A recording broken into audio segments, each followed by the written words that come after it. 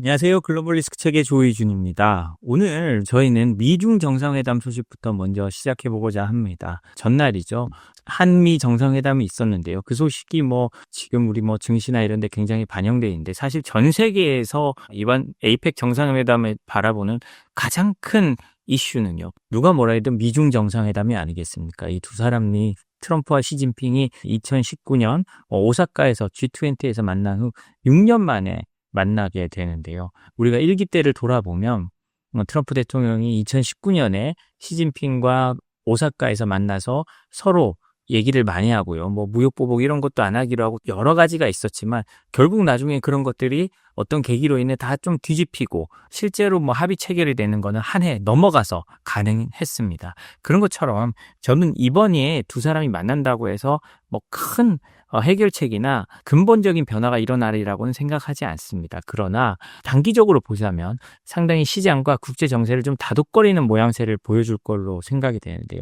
특히 트럼프 대통령이, 물론 젤렌스키 같은 경우한테는 좀 모욕을 주는 듯한 모습까지 보여줬지만, 실제로 세계 정상들을 만나면 그 면접에서 모욕 주는 경우는 잘 없습니다. 엄청 띄워주고 그 사람이 돌아가서도 내가 회담을 잘했다라고 만들 수 있도록 보여주는 모습이 많거든요. 아마 이번 회담도 트럼프와 시진핑이 화합까지는 아니라도 함께하는 모습을 보여줄 거라는 생각을 합니다. 그리고 그에 관련된 예측 기사부터 하나 보고 들어가겠는데요. 월스트리트저널이요, 미국이 펜타닐 관세를 인하하고 중국이 미국산 대두 수입을 재개하는 걸 맞교환할 것으로 예상한다는 보도를 했습니다. 미국과 중국이 오는 30일 부산에서 열릴 정상회담을 앞두고 무역 갈등 확전을 피하기 위한 협상에 돌입했고, 미국의 대중국 관세 10%포인트 인하와 중국의 미국산 대두 수입 재개가 핵심 교환 조건으로 논의되고 있다고 월스트리트저널이 보도했습니다. 그러니까 이걸 보면요, 지금 미국의 중국에 대한 평균 관세는 약 한 55%입니다. 그중에 한 20%가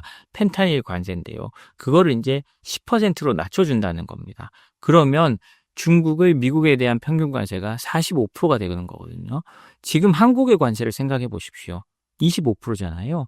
FTA를 맺었던 한국과도 한 20% 차이가 난다면 그 이전과 오히려 별 차이가 없는 겁니다. 한국 입장에서는 더 힘들 수밖에 없는 그런 모습을 보여주고 있는데요. 어찌됐든 이렇게 된다면 중국의 미국 시장 접근성이 강화될 수밖에 없습니다. 왜 미국산 대두를 수입해달라고 하면서 펜타닐 관세 10%까지 깎아주는 걸 트럼프가 요구하느냐? 트럼프의 지지층과 아주 긴밀하게 연결되어 있기 때문입니다. 대두를 생산하는 농민들, 특히 미국 양쪽 해안가를 제외한 내륙에 있는 주들은요, 굉장한 트럼프 지지주입니다. 공화당 보수 성향도 강하고요. 그런데 이 사람들이 중국이 대두 수입을 끊어버리면서 굉장한 어려움에 처했습니다. 뿐만 아니라 농가의 파산율이 트럼프 되고 온 다음에 최근 몇 년 사이 최고치를 기록하고 있거든요. 그만큼 중국의 압박이 통하고 있다는 거죠. 중국은 대신 그런 대두 사던 거를 아르헨티나나 브라질로 물량을 다 돌려버렸고요. 그러니까 트럼프 입장에서는 똥줄이 타는 겁니다.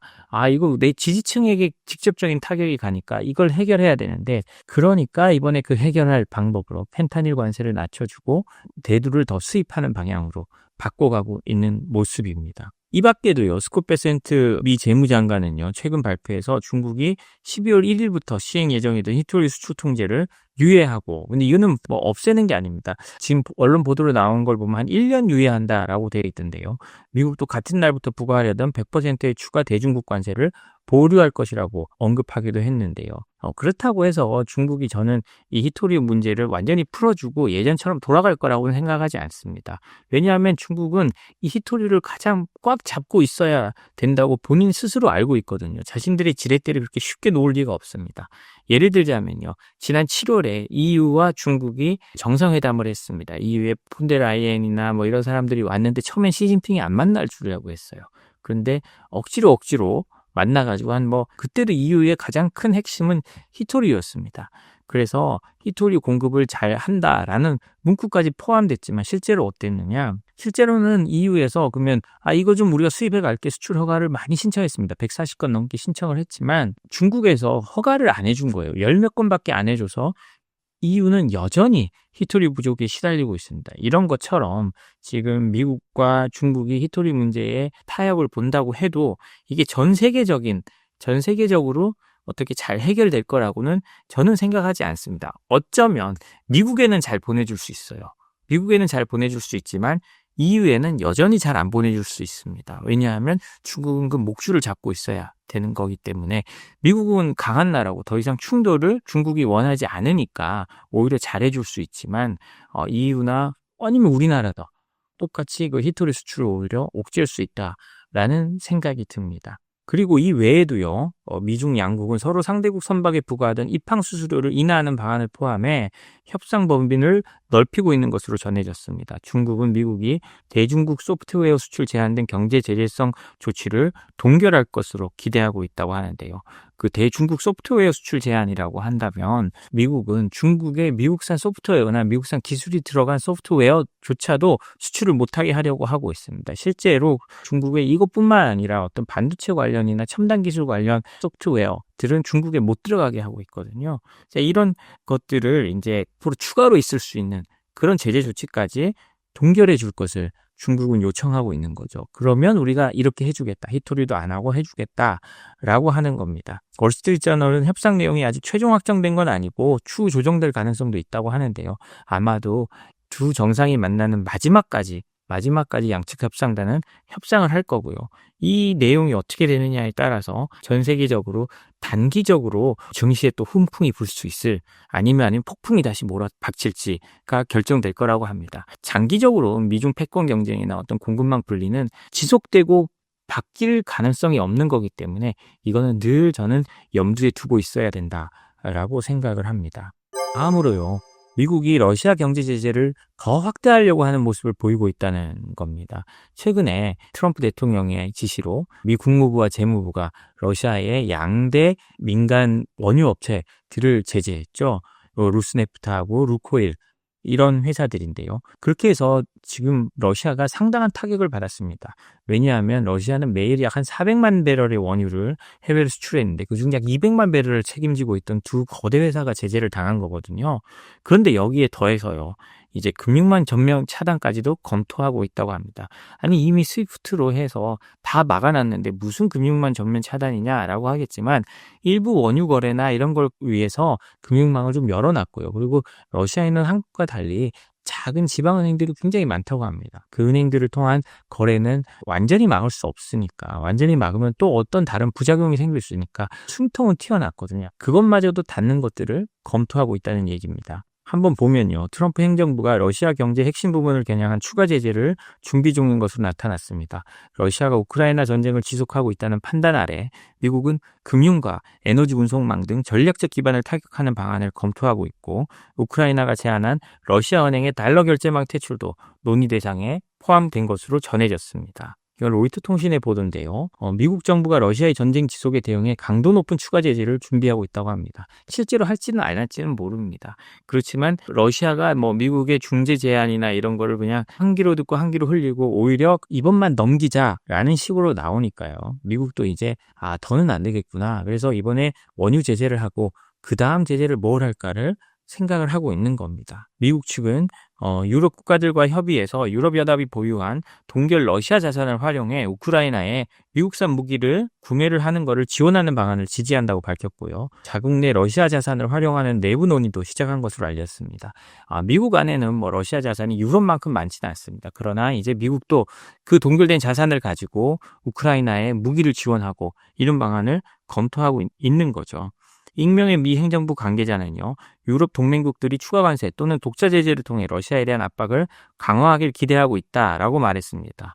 또 다른 고위 관계자는 트럼프 대통령이 최근 루코일과 로스네프트에 대한 제재 이후 러시아의 대응을 분석하고 추가 조치를 결정할 계획이라고 했습니다. 루코일과 로스네프트에 대한 제재가 얼마나 러시아를 아프게 하는지를 보고 좀 더 아프게 하고 전쟁 협상에, 휴전 협상에 푸틴을 나오게 하려면 어떻게 해야 될까를 내부적으로 판단하고 있다는 겁니다. 실제로 저희가 말씀 많이 드렸지만 이 루코일과 로스네프트에 대한 제재 이후에요. 중국, 인도 이런 데서 러시아산 원유를 굉장히 줄이기 시작했습니다. 왜냐하면 EU의 제재는 그동안 이 두 회사랑 거래하지 말라라는 것도 있었지만 EU는 달러를 EU에서 찍어내는 게 아니기 때문에 그런 금융제재 효과가 없기 때문에 60달러 혹은 지금은 내려가서 47달러입니다. 47달러 이하로 원유를 사가라. 그러면 그렇게 싸게 사는 건 우리가 인정해 줄게 라고 해왔습니다. 그렇기 때문에 중국이나 인도 그럼 우리 싸게 사면 땡큐지 하고 샀고요. 러시아도 그렇게라도 팔아야 되니까 그렇게 팔았던 겁니다. 그런데 미국의 제재는요. 아니야. 이거 사면 내가 너를 제재하고 벌 줄 거야. 달러로 앞으로 거래 못하게 하고 우리 동맹국들과 거래를 못하게 할 거야.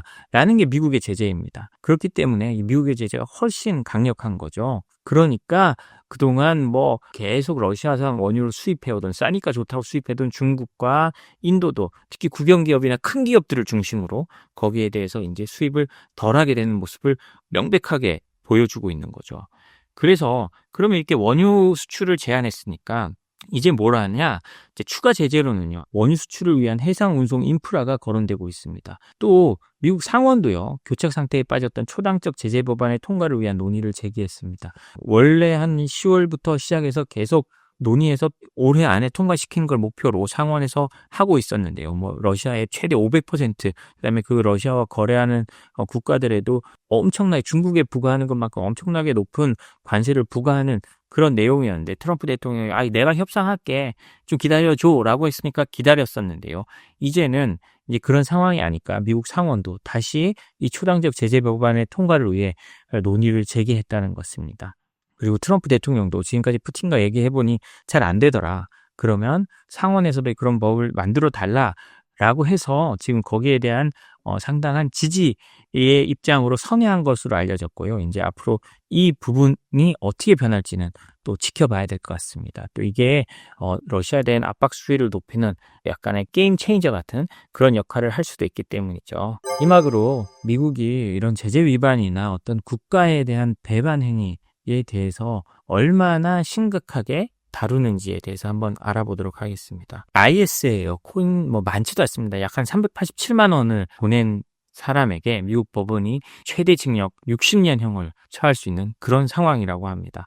압둘라 에타키라는 사람인데요. 24일 뉴욕 브루클린 연방법원에서 이슬람 국가에 대한 자금 지원과 자금 세탁 혐의로 유죄 판결을 받았습니다. 유사한 혐의로 함께 기소된 모하마드 데이비드 하시미는 배심원 선정 직접 모든 혐의를 인정했는데요. 두 사람은 최대 징역 60년형에 처해질 수 있다고 합니다. 이들은 비트코인과 페이팔, 고펀드미 등 온라인 결제 수단을 활용해 IS에 자금 송금을 한 건데요. 에타키라는 사람은 IS 소속 인물에게요. 비트코인으로 총 15회에 걸쳐 약 2,700달러, 387만 원을 송금했습니다. 그리고 이 돈으로 무기를 구입했다고 하는데요. 이 에타키랑 연결한 IS 사람은요. 계속 이 메시지 삭제와 IP 주소 변경을 지시하면서 단속을 회피하려고 했다고 합니다. 그리고 아까 금방 말한 배심원에게 모든 혐의를 인정한 모하마드 데이비드 하시미라는 사람은요. 단체 채팅방에서 활동을 했는데요. 이 단체 채팅방이 어떤 단체 채팅방이냐? IS 지지자들로 구성된 단체 채팅방이라고 합니다. 그래서 여기서 인도주의 기금으로 위장한 링크를 통해서요. IS 전투원에게 자금을 전달하는 논의를 했다고 합니다. 고펀드미나 이런 걸 보면 인도주의적으로 도와주자라고 하는 경우가 많잖아요. 그래서 그렇게 만들어 놓고 그 돈은 IS 전투원에 갔다는 겁니다. 그래서 채팅방에 소속된 이들은 아까 말한 에타키가 연결한 그 사람과 연결돼 있었고요. 이 사람들이 보낸 비트코인 주소와 페이팔 계좌, 고펀드미 캠페인을 똑같이 그 사람을 통해서 했다는 겁니다. 결국은 이 IS의 한 핵심 인물이 있었고 에타키와 하시미는 거기에 추종하는 인물이었던 거죠. 이렇게 보내진 돈도 약 한 24,000달러 정도, 한 3,446만 원 정도 되는 돈이라고 합니다. 387만 원이나 3,446만 원이나 그렇게 큰 돈은 아니지만 이런 돈을 했다고 미국이 이렇게 엄격하게 처벌하는 걸 보면요. 미국은 자신들의 나라에 위해를 가하거나 어떤 국가에 대한 배신이라고 판단될 경우에는 우리가 생각하는 것 이상으로 엄청난 형량을 때리는 것을 볼 수 있습니다. 네, 오늘 저희가 준비한 소식은 여기까지입니다. 저희 소식이 도움이 되셨다면 구독과 좋아요, 알림 설정 부탁드리겠습니다. 감사합니다.